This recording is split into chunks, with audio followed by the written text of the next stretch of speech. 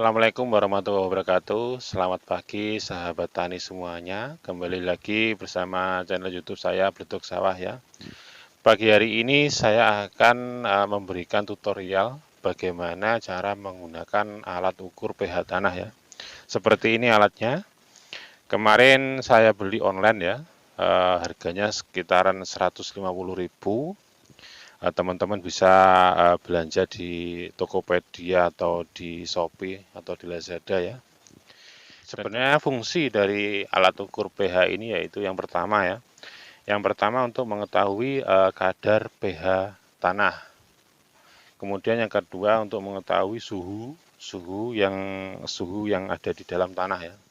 Kemudian yang ketiga yaitu untuk mengetahui intensitas cahayanya di angka berapa. Dan kenapa ya kita sebagai seorang petani harus tahu pH tanah? Karena ini untuk menentukan jenis tanaman yang akan kita tanam nanti ya. Karena karakter setiap tanaman itu kadar pH-nya berbeda-beda ya. Kadar kebutuhan pH-nya berbeda-beda. Dan kalaupun pH kita tidak normal, mungkin asam atau di basah, nanti kita bisa mengantisipasinya ya, atau bisa memberikan pupuk-pupuk tambahan agar pH kita normal. Ini saya akan mempraktekkan ya, bagaimana cara menggunakan alat ukur pH tanah ini. Ya, pertama-tama kita pencet tombol on-nya dulu ya. Ya, kita pencet tombol on, kemudian kita balik. Ini ada tanda kuning itu. Nah, tanda kuning ini yang sebelah kanan adalah tanda Celcius, yang sebelah kiri adalah tanda pH. Dan kalau ingin mengetahui tanda pH, kita tinggal geser ke kiri ya, ke arah pH-nya. Nah, itu sudah di tanda pH. Dan ukuran normalnya yaitu kalau belum menyentuh tanah di angka 7 ya, tertera di situ angka 7. Banyak sebagian petani, kenapa ya tanaman saya sudah saya pupuk berkali-kali, sudah saya pupuk banyak tetapi kok tetap tanamannya tidak bagus. Ya mungkin itu karena pH-nya yang tidak normal. Dan ini kita coba di padi ini, tanaman padi ini pH-nya ada di angka berapa. Untuk tanaman padi, ukuran pH-nya normalnya di angka 5 sampai 7 ya. Dan ini padi sekarang yang saya beri contoh ini ada di angka berapa pH-nya. Nah, itu bisa kita lihat sama-sama di angka 5 ya teman-teman. Berarti masih tergolong di tanaman padi masih tergolong normal ya. Karena padi pH-nya normalnya di angka 5 sampai 7. Dan kita beri contoh lagi di arah yang Celcius ya, atau untuk mengukur suhu di dalam tanah. Nah, itu suhu di dalam tanahnya ada di angka 27 dan Fahrenheitnya di angka 81 ya. Ya, kita angkat. Rata-rata tanah yang bersifat asam itu adalah tanah jenis gambut ya, atau rawa yang terlalu banyak kadar airnya. Itu nanti teman-teman bisa menggunakan pupuk dolomit ya, atau kapur dolomit untuk mengantisipasinya. Kemudian tanah yang bersifat basah itu rata-rata terletak di pesisiran pantai ya.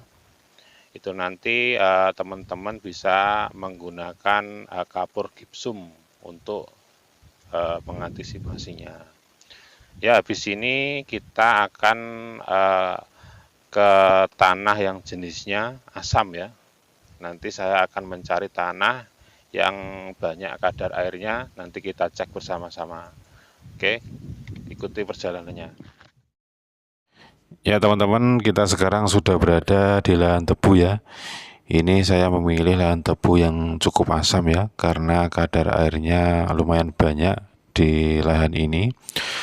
Dan bisa kita lihat juga ya, tanamannya juga tidak terlalu bagus, itu tubuhnya kecil-kecil ya, dan sedikit kekuning-kuningan. Coba kita cek ya, kadar pH-nya berapa. Untuk tanaman tebu sendiri ya, pH-nya normalnya di angka 6 sampai 8 ya. Ya teman-teman, kita tancapkan ya berapa pH-nya.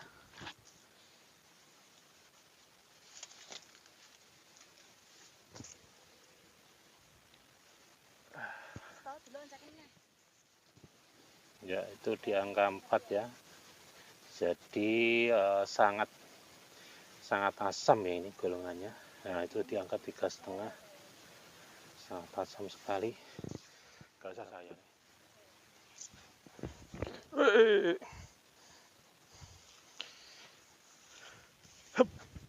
Ya teman-teman sahabat tani semua, ini adalah tanah yang tergolong sangat asam ya, karena di sini tadi kita lihat angka pH-nya di angka 3,5. Jadi ini perlu pengasihan pupuk dolomit atau kapur dolomit ya, agar tumbuhan tebunya bisa besar-besar atau pH-nya netral atau sesuai ya kandungannya. Ini tebunya sangat masam ini, bisa dilihat teman-teman semua, kecil-kecil ya tebunya, dan kekuning-kuningan.